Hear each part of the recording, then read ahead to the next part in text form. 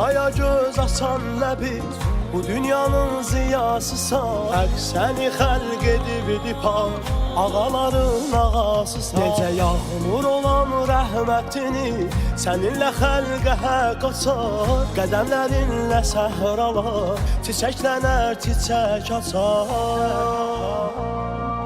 Muhammed səni xəlq eləyib Xuda cahana rəhmət.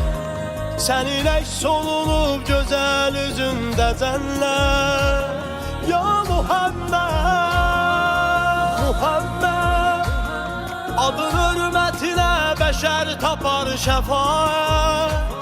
Sənin əks olunub gözəl üzündə cənnət. Ya Muhammed.